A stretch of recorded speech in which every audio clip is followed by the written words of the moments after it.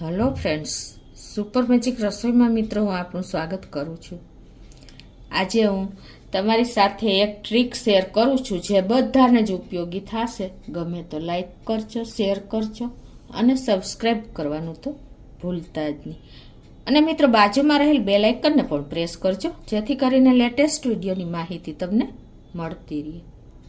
હવે મિત્રો આજનો સમય એવો છે કે તમારી પાસે થોડું ઘણું સોનું તો ઘરમાં રહેતું જ હોઈએ છે।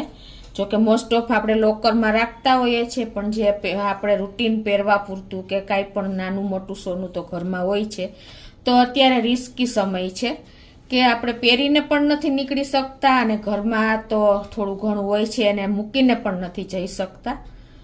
તો આજે તમારે ઘરમાં સોનું પડ્યું છે, ભાવ આસમાને દિવસે ને દિવસે, રાતે ન વધે એટલા દિવસે વધે છે અને દિવસે ન વધે એટલા રાતે વધે છે।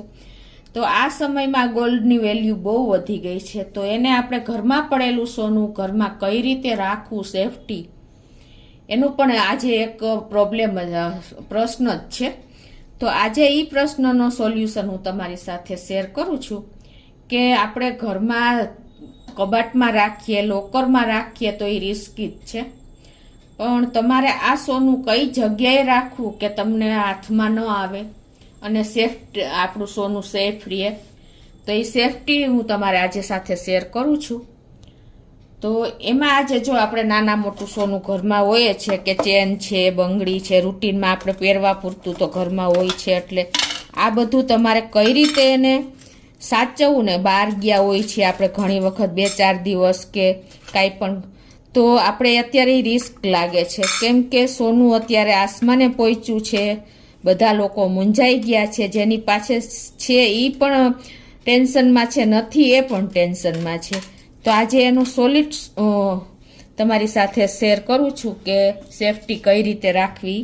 તો એના માટે તમારે શું કરવાનું છે મિત્રો કે કોઈ પણ તમારું સોનું જે નાનું મોટું હોય એ પ્રમાણે તમારે વાસણ લેવાનું છે આવી રીતે, અને પછી વાસણમાં તમારે જેટલું સમાય એટલું જેટલું સોનું હોય એ પ્રમાણે તમારે વાસણ લેવાનું ને એ વાસણ જેવી રીતે તમારે બધું કમ્ફર્ટ રહે ને એ રીતે કરવાનું છે। તો આ રીતે તમારે એક ડબ્બીમાં બધું સોનું ભરી દેવાનું, જેટલું આવે એટલું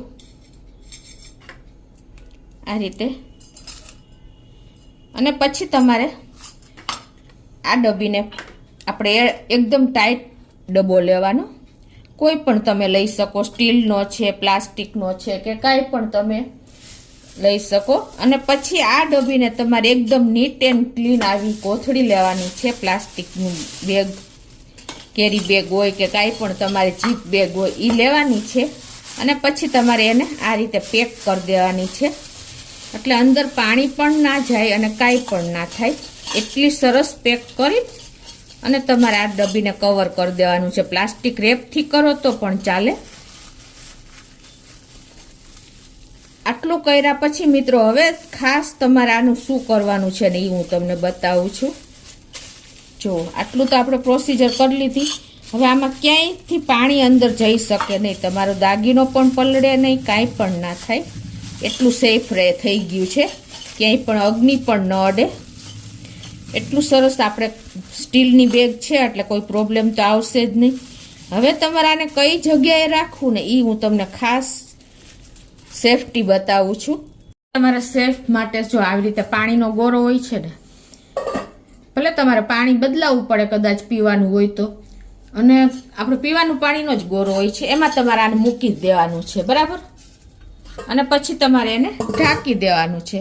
હવે કોઈને ખ્યાલ નહીં આવે કે આ ગોરાના માટલામાં આપણે સેફ રાખ્યું છે, એવી કોઈને ખ્યાલ નહીં આવે, પાણી તો રૂટીન જે આવતું હોય એ પ્રમાણે આવશે જ, અને પાણીનો ગોરો તમારે ફૂલ જ ભરી દેવાનો, બરાબર, એટલે પાણી તમારે કોઈ પીવા આવે ને તો પણ ખબર નહીં પડે, જો ઇઝીલી પાણી તો ભરાઈ જ જશે, બરાબર, કાંઈ ખ્યાલ આવે ફૂલ પાણી ભરેલો હોય તો।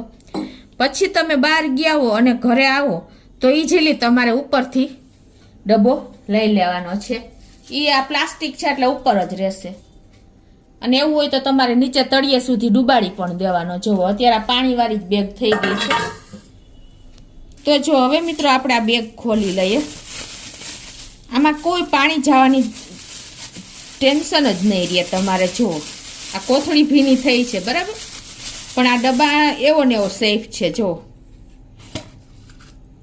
છે ને, જરા પણ પાણી ટચ નથી થયું.